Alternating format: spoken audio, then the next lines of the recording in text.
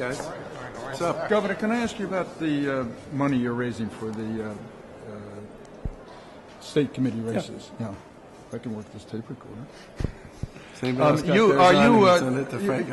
You're raising a huge amount of money here, and you're a public official, and you're not telling us who you're getting it from. A lot of people are a little outraged about this, that you should be more forthcoming. Talk about transparency. The 2024 Olympics, you demanded that they come make their books clean here. Who are you raising this money from?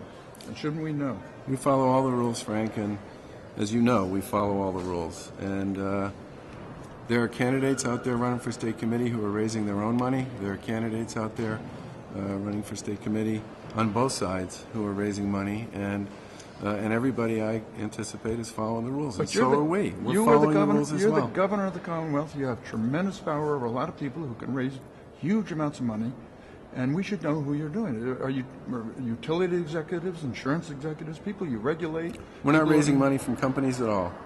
No one's raising. To the best of my knowledge, nobody's raising money CEOs, from companies. How do we know that? Are CEOs of these companies, Tom May, give any money? We abide by all the rules, and we're playing by all the rules, and we're doing exactly what we're supposed to do based on all the rules. Has Tom May given any money? We're abiding by all the rules, and we're playing by all the rules. And you won't tell us?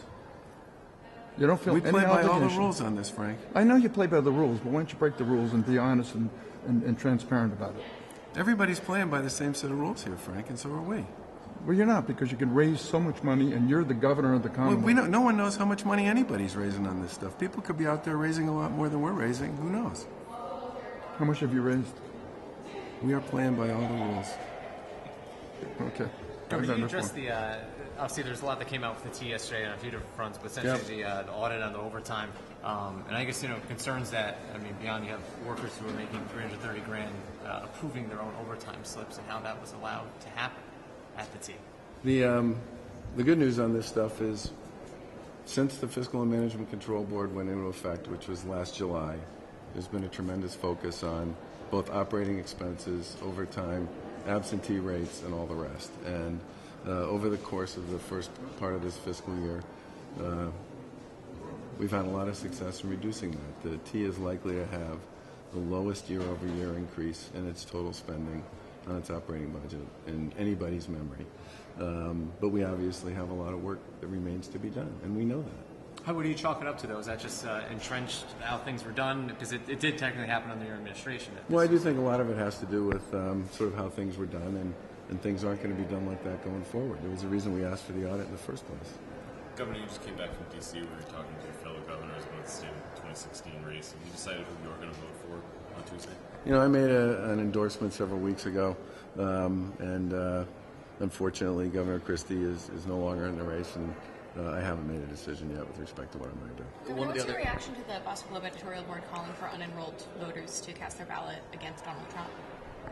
I think unenrolled voters in Massachusetts have a unique opportunity to play in whichever space they want to play in. And I have made quite clear that I have concerns about Mr. Trump's ability to serve as president. So you won't be casting your ballot for Donald Trump?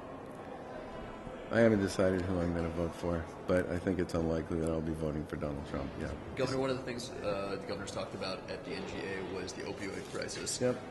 How would you characterize your feelings about the legislature's timeliness with moving your bill or some amalgam of their bills and your bill addressing the opioid crisis here in Massachusetts? I lost you on the back end. How would you characterize how quickly or slowly they've moved on this issue? The legislature, the Massachusetts legislature moving on your opioid bill. Well, keep in mind that the legislature has passed 4 different pieces of our opioid proposal so far. I mean, there's a significant piece that's in a conference committee, which means there's a version of it that's passed both the House and the Senate. But they did the $28 million SUP, which included prevention and education money and treatment and recovery money. They did the reforms that were required to stop using Framingham State Prison as a so-called treatment facility for women who were being involuntarily committed due to addiction. They did the fentanyl bill so that fentanyl possession and distribution of large amounts of fentanyl would be a crime here in the Commonwealth. So, I mean, I think it's unfair to say that they haven't been moving on this. They've done a number of things. They also passed a pretty comprehensive set of reforms in 2014.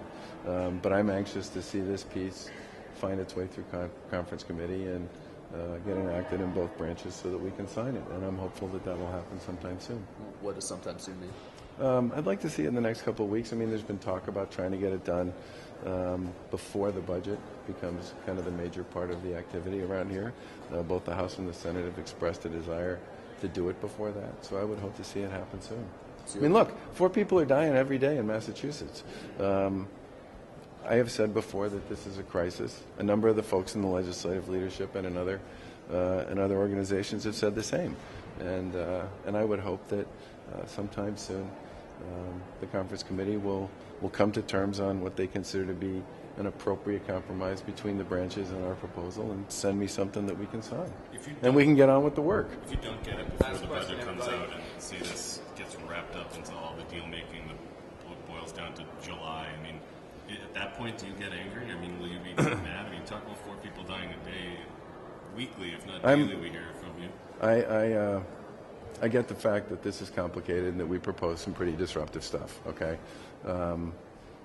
But it's my sense that I'm more optimistic about this. It's my sense at this point that we're likely to see something fairly shortly. And unless I get told otherwise, I'm going to presume that's going to be the case. Governor, the city of Boston has started fingerprinting taxi drivers. Your Uber bill did not call for fingerprinting. Are you changing your position on that? Should the Uber drivers be? No, I think the proposal that we made was what I would describe as sort of the best way to meet the public safety and insurance concerns that people had, as well as some of the identification concerns that people had. And part of the reason that I'm pretty sure that our bill sort of hit the tone on that was we had lots of people who were unhappy with what we proposed on both sides and people who were happy. I think at this point it's important that we create some sort of framework that's enacted in statute so that there's some permanence and certainty around this. And I'm glad that the legislature is going to be taking this up shortly.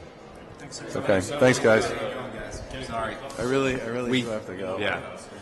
Yeah. It's a beautiful building.